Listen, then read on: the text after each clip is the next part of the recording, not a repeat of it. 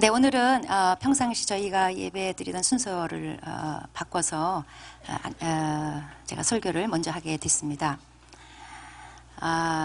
이라크에서 귀한 주안에서 우리 가족들이 오셨는데, 이제 저희 교회에서 후원하고 협력하는 누리 목사님과 그 교회 식구들이 저희 교회에 오늘 오셔서 방문하시고 또 간증도 하시고 하시기 때문에 순서를 바꾸게 됐습니다. 오늘 이라크에서 귀한 손님들이 오신 만큼 인사를 이라크 말로 한번, 제가 조금 아까 그냥 열심히 배웠어요. 아침 인사 사바흐 알레흐. 대충 중심을, 하나님이 중심을 보시니까 그냥 발음은 틀려도 괜찮아요. 다시 한번 사바흐 알레흐. 자, 우리 여기 앞에 계신데, 자, 우리 손을 딱 내밀어서 사바흐 알레흐. 할렐루야. 네, 뭐 알아들으셨을 줄 믿습니다. 네, 할렐루야. 네. 자, 오늘 말씀은 사사기 9장 22절부터 57절까지인데 너무 길어서 앞부분 뒷부분만 띄어서 같이 읽도록 하겠습니다. 저랑 한 절씩 읽겠습니다. 우선 22절부터 24절입니다. 아비멜렉이 이스라엘을 다스린 지 3년에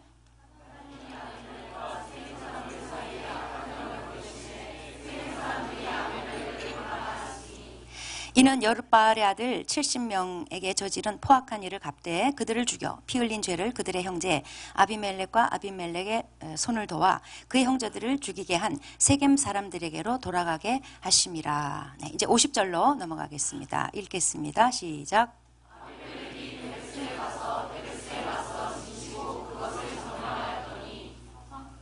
네. 성읍 중에 경관 망대가 있으므로 그 성읍 백성의 남녀가 모두 그리로 도망하여 들어가서 문을 잠그고 망대 꼭대기로 올라간지라.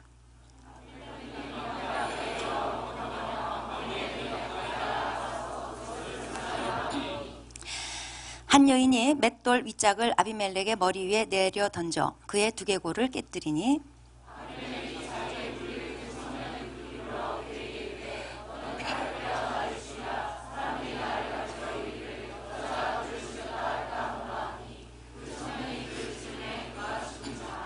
이스라엘 사람들이 아비멜렉이 죽은 것을 보고 각기 자기 처소로 떠나갔더라.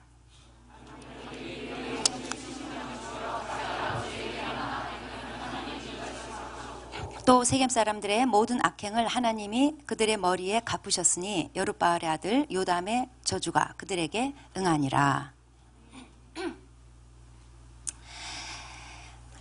사사기 9장은 기드온의 얘기가 아닙니다. 또 사사들의 얘기도 아닙니다. 기드온의 아들들의 얘기입니다. 그런데 기드온의 아들들 얘기가 한 장에 걸쳐서 이렇게 많이 기록이 돼 있어요. 이거는 기드온이 잘못 뿌려놓은 씨앗을 어떻게 열매를 거두는가를 보여주고 있는 내용입니다. 또 동시에 당시 이스라엘의 타락상을 보여주는 얘기이기도 합니다. 기드온이 구국 영웅이라는 지위를 가지고 많은 부인을 얻는데 썼습니다. 아들을 70을 두고 첩의 아들도 하나 있었어. 모두 아들이 71명. 그러니까 딸 빼고 71명이에요. 그러니까 일가족을 쫙 줄 세우면 100명이 넘을 거예요. 딸까지 합치면 100명이 넘을 거예요. 여기는 가족 사진을 스튜디오에서 못 찍습니다. 운동장으로 나가서 찍어야지 돼요. 이렇게 살려면 관리비가 엄청 듭니다. 기도는 돈을 많이 모았다는 얘기예요. 그런데 기도원의 그 부귀영화의 상징이었던 71명의 아들 중에 한 명만 남고 결국 다 살해당합니다. 비극으로 끝나고 만다. 이게 오늘 9장 얘기입니다. 기도원의 서자 아비멜렉이 기드온의 남은 아들 70명 중에 한 명만 남기고 69명을 다 죽였어요. 그리고 자신도 결국 살해되고 맙니다. 이 기드온의 서자가 아들 69명을 죽일 때 유일하게 살아남은 한 명이 이제 산에 올라가서 저주를 했는데 그 저주가 그대로 이루어졌다는 게 오늘 9장 얘기예요.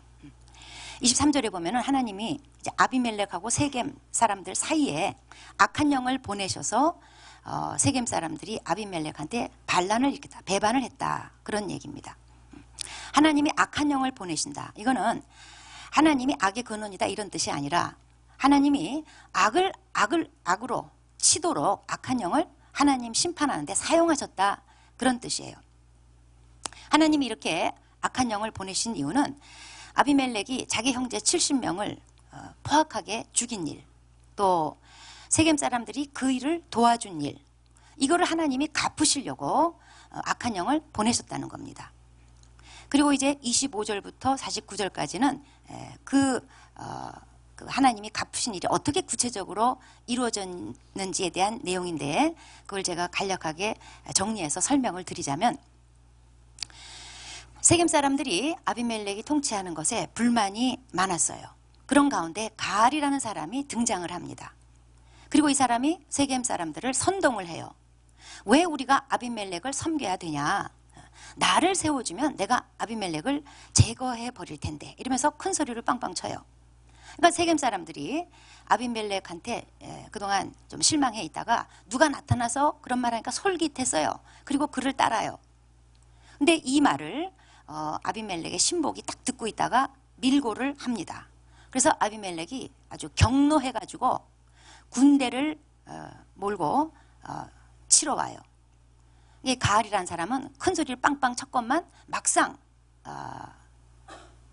아비멜렉이 군대를 끌고 오니까 그냥 바로 도망쳐버립니다. 싸우지도 못하고 그냥 도망쳐버려요. 그런데 이 아비멜렉이 분이 안 풀렸는지 다음날 아무 무장도 하지 않은 선량한 세겜 사람들을, 밭일하러 나온 사람들을 그냥 무차별적으로 다 죽여버려요. 그리고는 이 세겜성을 헐어버려요. 거기다가 소금을 뿌려요. 저주의 표시죠. 그리고 그때 살아남은 세겜 사람들이 우상신전에 보루로 들어가요. 그걸 피신해요. 그런데 아비멜렉이 그것도 용납하지 않고 그마저도 다 불태워서 죽여버립니다. 그래서 불에 타 죽은 남녀가 1000명쯤 됐다는 거예요. 이 세겜 사람들은 아비멜렉이 선동하는 말에 솔깃해가지고 능력도 자격도 없는 그를 왕으로 세웠어요. 그런데 세워보고 한 3년 폭정에 시달리다가 보니까 이제 별 볼 일 없는 거죠. 그러다 가알이라는 사람이 나타나서 또 말로 막 선동하니까 또 솔깃해가지고 능력도 자격도 없는 그를 따라요. 지도자를 잘못 만나면 공동체 전체가 참혹한 대가를 지불합니다. 악하고 무능한 사람의 말재주에 현혹돼서 따르다가 결국 망하게 됐다는 거예요. 그래서 정치 지도자든 영적 지도자든 그들의 화려한 말에 현혹되면 안 돼요. 잘 분별해야 됩니다. 그래서 예수님께서 그들의 열매로 그들을 알리라 그랬어요. 절대 말에 현혹되면 안 돼요. 원래 사기꾼들이 말을 잘해요. 열매를 보고 그들을 알아야 되는데, 특별히 지도자들을 분별할 때 열매를 보고 분별해야 되는 겁니다. 자, 세겜 사람들도 아비멜렉을 배신했지만 아비멜렉도 사실 세겜 사람들을 배신한 거예요. 한때 자기를 왕으로 추대해 줬건만 결국 그들을 다 몰살시키고 말았어요. 이렇게 자기 이익을 따라서 결석한 관계는 오래 못 갑니다. 이제 여기까지가 49절까지의 얘기고, 이제 50절로 가면, 어쨌든 이제 아비멜렉이 이 세겜 성읍을 완전히 초토화 시켜놓고 무슨 이유에선지 데베스라는 곳으로 치러 가요. 아마 이제 그 세겜 성읍을 초토화시킨 것에 힘입어가지고 그 여세를 몰아서 영토를 확장하려고 떠난 것 같아요. 이 데베스 사람들이 이제 아비멜렉이 쳐들어오니까 그 성읍의 망대 쪽으로 전부 다 도망가가지고 거기 문을 걸어 잠그고 그 꼭대기로 올라가서 피신을 합니다. 아비멜렉이 한번 우상 신전 보루에 숨었던 사람들을 불태워서 죽인 경력이기 때문에 여기에 또 딱 휠 받아가지고 이 사람들을 그런 방식으로 죽이려고 여기서도 불살라 죽이려고 이제 시도를 했어요. 준비를 했습니다. 그런데 그만. 어떤 여자가 저 위에서 맷돌 윗짝을 딱 던졌는데 그게 아비멜렉 머리 위에 딱 맞아가지고 두개골이 깨져가지고 그만 죽게 됐어요. 이 아비멜렉이 죽어가는 와중에 자기 무기 든 자한테 급하게 그 사람 불러가지고 칼로 나를 찔러라. 내가 어떻게 여자 손에 죽겠냐. 그런 소리 어떻게 듣겠냐. 이러면서 자기를 죽이라고 명령해요. 그래서 그 사람이 이 아비멜렉을 찔러서 이렇게 해서 죽게 됩니다. 그런데 성경은 아비멜렉이 이 말 한 것까지 다 기록해놨어요. 당시에 여자는 사람 축에 끼지를 못하기 때문에 여자 손에 죽었다. 이건 뭐 끔찍한 수치인 거예요. 지금도 모슬렘에서는 마찬가지입니다. 지하드, 그러니까 성전이라고 그러죠. 성전에서 순교하면 천국에서 갈색 눈동자의 처녀 70명으로부터 보상을 받는다. 이렇게 꼬셔가지고 이제 지하드 성전 용사들을 모집을 한답니다. 그런데 한 가지 예외가 있어요. 단 여자 손에 죽는 것은 천국 못 간다는 거예요. 그래서 이 자살 폭탄 테러도 전혀 두려워하지 않는 이 지하디스트들이 여자 적군을 만나면 여자 군인이 떴다 그럼 벌벌벌벌 떤다는 거예요. 혹시 그 손에 죽으면 끝나. 천국 못 가. 예. 그래서 IS 대원조차도 여군 앞에서는요 싸우지도 못하고 도망치기에 바쁘대요. 봐서 우리 자매들이 단기 선교를 한번 IS로 가는 방안도 한번 생각해 볼 필요가 있어요. 실제로 모술댐 그 탈환 작전할 때 크루드 자치정부 그 보안군의 여군 여단이 혁혁한 공을 세웠다는 겁니다. 그래서 이 크루드 정부에서 이 병력의 3분의 1을 여전사들을 뽑아가지고 남자랑 똑같이 훈련시키고 실탄도 지급하고 그런다는 거예요. 아비멜렉은 죽는 순간까지 자기 과오에 대해서 회개하지 않았어요. 그냥 자기 영광을 챙기기에 급급했어요. 자기는 지금까지 자기 아비를 욕되게 하고 하나님의 이름을 욕되게 하고 그러면서 배신과 살인을 거듭하면서 살다가 막상 자기는 여자 손에 죽었다 이런 욕먹을까 봐 발발발발 떨었어요. 아비멜렉은 야욕으로 지금까지 달려오다가 결국 그의 머리는 왕관 대신에 맷돌짝이 내려왔어요. 아비멜렉의 영원할 것 같은 위세가 이제 이름 없는 한 여자에 던진 맷돌짝에 허망하게 끝이 나고 말았습니다. 그러면 아비멜렉이 맷돌짝에 맞아서 죽은 게 우연일까? 재수가 없었던 걸까? 그런 게 아니죠. 오늘 9장 56절, 57절 마지막 구절들 보면 하나님이 처음부터 이 일에 관여하고 계셨다는 사실을 보여줘요. 하나님이 보이지 않는 중에서 능동적으로 역사하셨다는 것을 기록하고 있어요. 56절에 보면은 하나님이 이같이 갚으셨다는 거예요. 아비멜렉이 그의 형제 70명을 죽인 악행을 하나님이 이같이 갚으셨다. 사실 망대 그 꼭대기에 왜 그 무거운 맷돌짝을 가지고 올라갔을까요? 그게 우연일까요? 또 맷돌 윗짝을 밑에다가 맘먹고 던졌어도 그게 어떻게 아비멜렉의 머리에 명중할 수 있을까요? 던졌어도 다른 사람 맞을 수 있잖아요.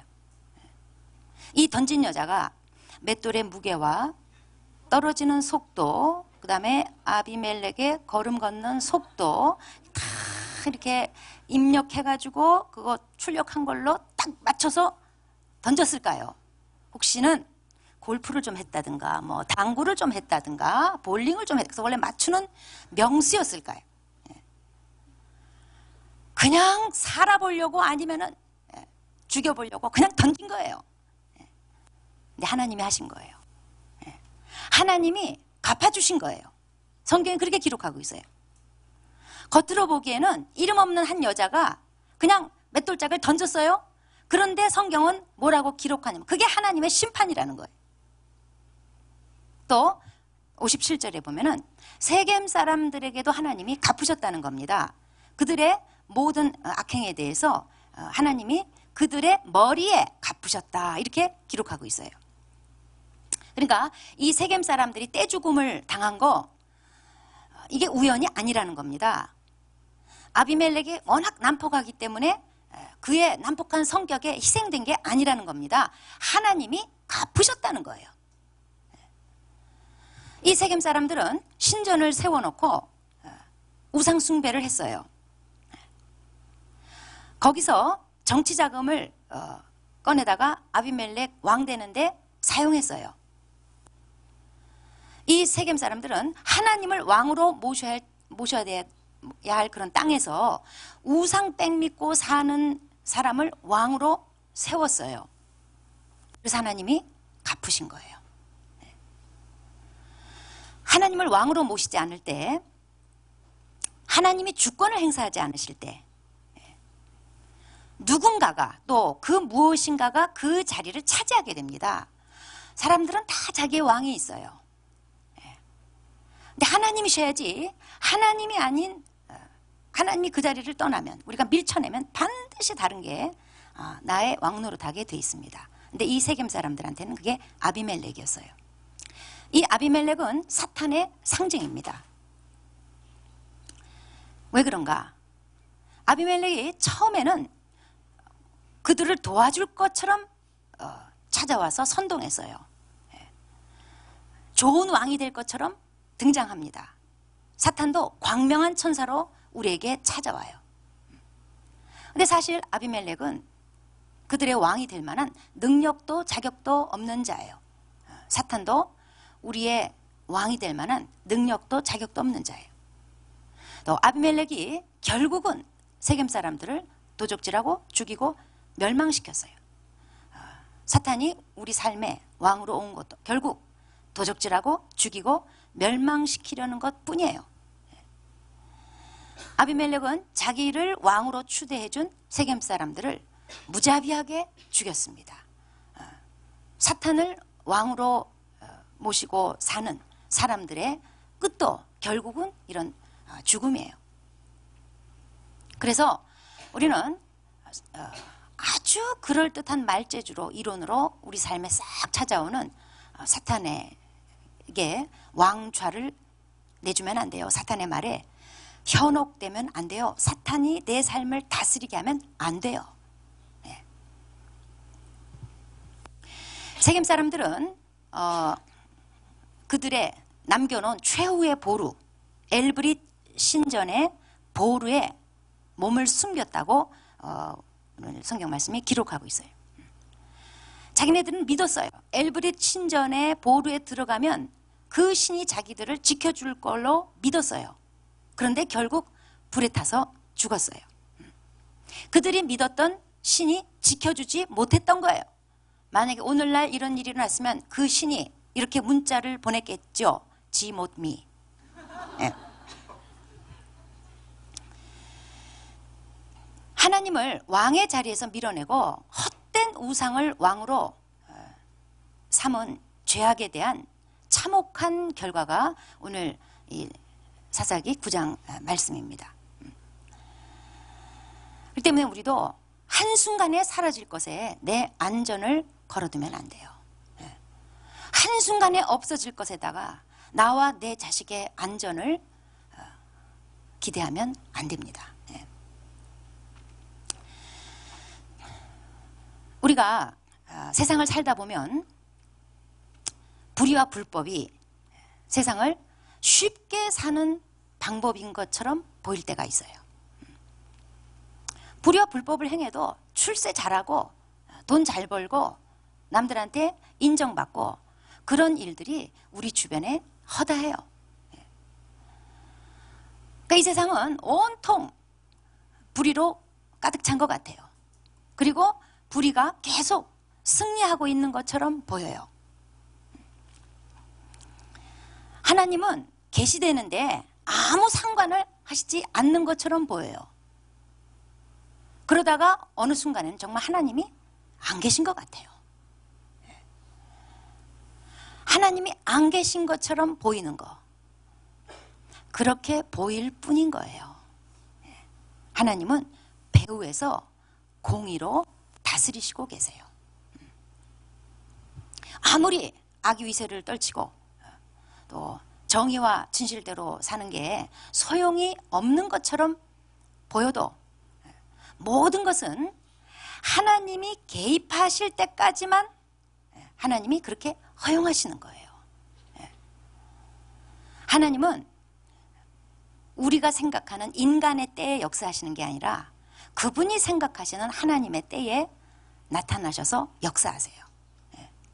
아비멜렉하고 이 세겜 사람들을 심판하는 데는 하나님이 3년을 참으셨어요. 3년이 되니까 이제 하나님께서 이제 본격적으로 개입하셔서 악한 영을 보내시고 그들에게 서로 배신하게 하시고 결국 하나님의 심판으로 마감을 했던 겁니다. 아비멜렉과 세겜 사람들 사이에는 3년이 걸렸고 예수님 십자가에는 사흘이 걸렸어요. 사람들이 예수님을 십자가에 못 박고 회제를 불렀습니다. 예수님을 반대하던 자들. 대표가 마귀죠. 예수님을 죽여놓고 이제는 다 끝났다고, 나름 그들도 다 이뤘다고 회제를 불렀어요. 그런데 그 사흘은 주님이 허락하신 암흑의 시간이에요. 사흘 후에 예수님이 부활하심으로 모든 것을 뒤집어 놓으셨습니다. 하나님을 대적하는 자들의 오늘의 번영, 사람들은 하나님을 무시하고 하나님 없다고 하고 하나님을 대적해요. 근데 세상 일은 잘만 돼요. 그런 사람들에게 이상하게도 번영이 있어요. 그런데 그거는 그들의 심판이 유예된 것뿐이지 철회된 게 아니에요. 하나님의 침묵이 악에 대해서 묵인한다는 뜻이 아니에요. 우리가 죄에 대해서 눈 감는다고 해서 하나님도 우리 죄에 대해서 눈 감는다는 뜻이 아니에요. 오늘날에도 잠깐 동안 악인이 형통하는 것처럼 보여요. 여러분 지금 주일날 할 일 없어가 여기 와서 앉아있지만 할 일 많으신 열심히 사는 내 세상 친구들, 지금 세상 출세를 위해서 얼마나 자기 관리하고 휴식을 취하고 가서 아부하고 얼마나 투자해요. 그리고 그들은 얼마나 잘 돼요. 왜 교회 안 나와도 잘 될까? 오늘날에도 하나님 없는 사람이 잠시 형통하는 것처럼 보입니다. 그렇지만 우리는 반드시 하나님의 심판이 있다는 것을 믿고 정직하게 살아야지 돼요. 하나님이 안 계신 것 같으나 살아계심을 믿고 하나님 아무 상관하지 않는 것 같으나 지금 상관하고 계시다는 것을 믿는 거, 이게 믿음이에요. 그래서 하나님 없는 불의한 성공, 허망한 번영, 이런 거 부러워하면 안 돼요. 추구해서도 안 돼요. 하나님 믿고 하나님 말씀대로 살아보려고 신앙생활하고 말씀 조금 들은 거 그거 삶에 적용해보고 나름 거짓말 안 하고 나름 착하게 살아보고 나름 진리대로 좀 좁은 길 좁은 문 조금 적용해보고 사는데 왜 나는 졌을까? 왜 나는 승진을 못했을까? 왜 나한테는 돈이 생기지 않을까? 이런 의로운 패배에 절망하지도 말아야지 돼요. 우리는 믿는 게 있어요. 의로움에 하나님이 상으로 갚아주실 것을 믿는 믿음이 있어요. 이걸 믿어야 돼요. 오늘 본문은 하나님이 갚으셨다로 시작해서 하나님이 갚으셨다로 마칩니다. 나의 삶도 지금 이 사사기처럼 기록되고 있다는 것을 믿으시기 바랍니다. 예. 나의 삶도 일거수일투족 지금 다 기록 중이에요. 그렇다면 나의 삶의 기록책에도 하나님이 갚으셨다, 그리고 하나님이 갚으셨다, 이게 기록이 될 거예요. 자, 하나님이 갚으셨다. 뭘로 갚아주셨어요? 그리고 앞으로 나에게 뭘로 갚아주실까요? 이 말 들으면 여러분이 이제 이 가운데 어떤 사람들은 이제 그 인간 큰일 났네.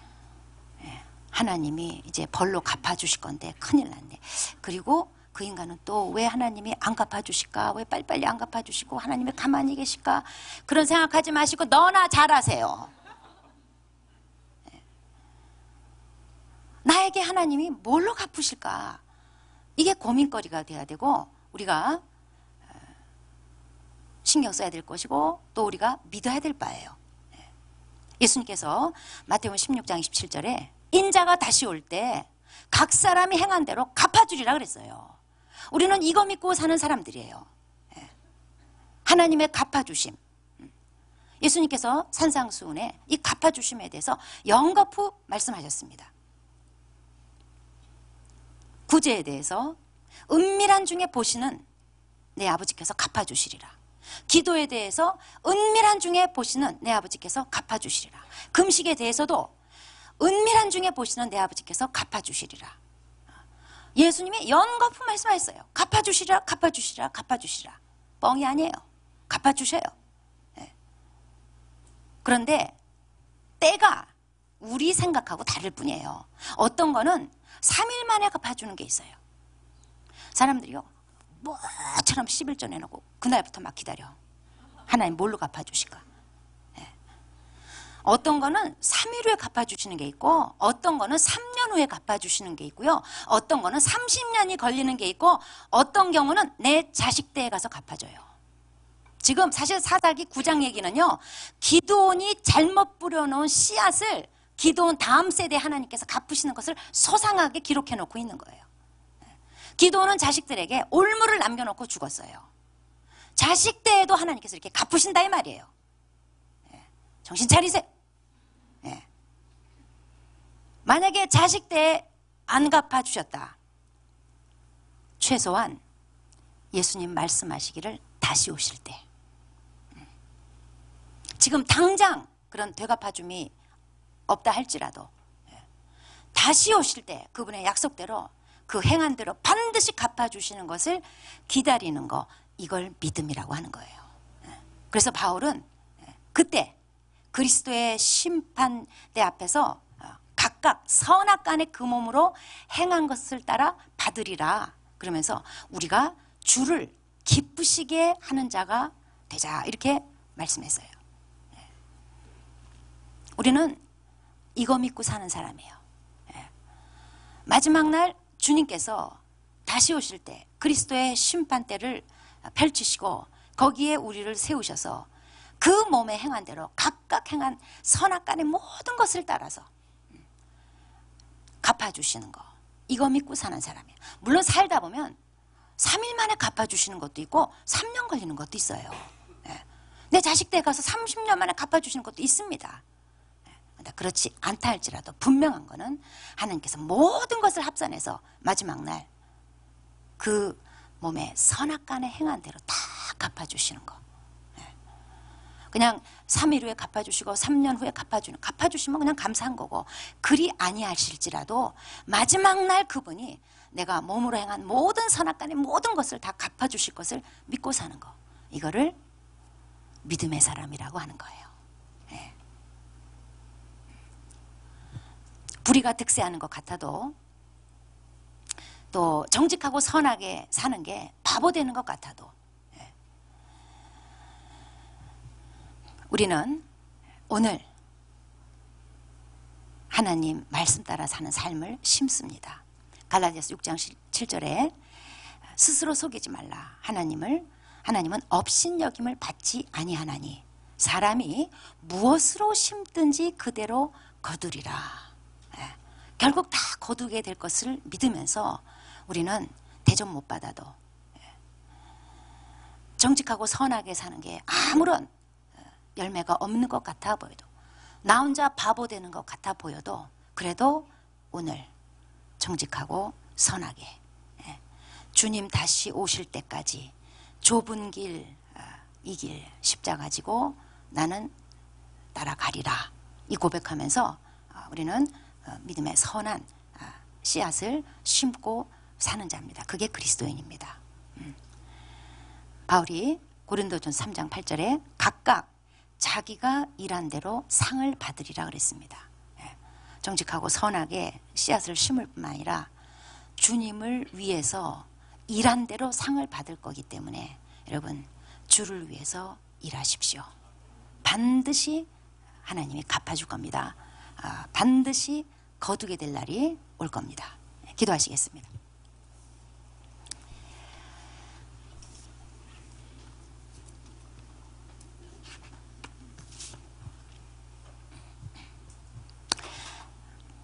지금 내 삶은 다 기록되고 있습니다.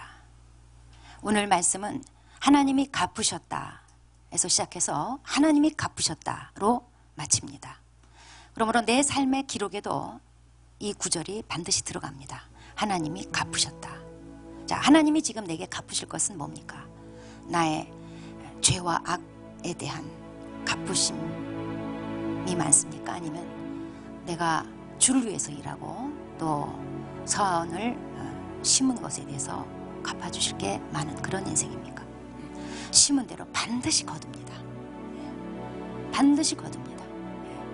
우리는 지금 당장 보상이 눈에 보이지 않지만 믿음으로 하나님 말씀대로 사는 삶을 심어야지 됩니다. 혹시 악인의 형통을 부러워하고 불의와 불법을 부러워하거나 추구하고 있는 혹시 그런 것에 기대려고 하는 마음이 있다면 오늘 말씀으로 깨끗이 씻어버리고 우리 이렇게 고백합시다. 주님, 지금 당장 눈에 안 보여도 주님의 갚아주심을 저는 믿습니다. 주님, 제가 선으로 심고 정직으로 심고 그리고 주님을 위해서 제가 일하겠습니다. 하나님, 제가 잘 심을 수 있도록 선한 거 심고 선하게 거둘 수 있게 도와주십시오. 기도하시겠습니다.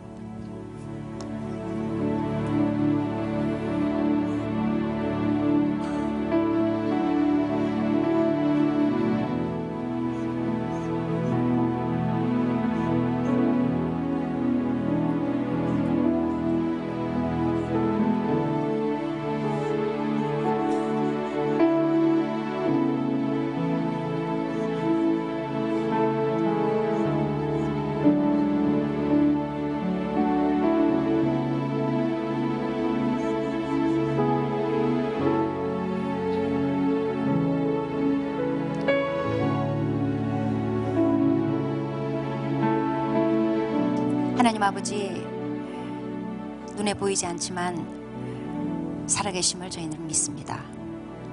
하나님이 이 세상을 방관하시고 불의와 악에 대해서 눈 감아 주시는 것처럼 보이지만 지금도 은밀한 중에 다 보고 계시고 그리고 갚아주신 하나님이심을 믿습니다. 세상은 온통 불법과 불의로 가득 차고 불의가 승리하는 것처럼 보이지만 저희는 하나님의 살아계심을 믿고 하나님 앞에 의와 선을 심을 것을 고백합니다. 도와주십시오. 저희들의 믿음의 눈을 열어주셔서 은밀한 중에 다 보시는 아버지께서 갚아주실 것을 믿으며 오늘 당장 그 결과가 나타나지 않더라도 3일 후, 3년 후, 30년 후에 혹시 나타나지 않는다 할지라도 주님 다시 오실 때 반드시 그 몸에 선악간 행한 모든 것을 갚아주실 것을 믿으면서 아버지 꿋꿋이 믿음으로 의와 선을 심으며 살기 원합니다. 또 주를 위해 일하기를 원합니다. 도와주시옵소서.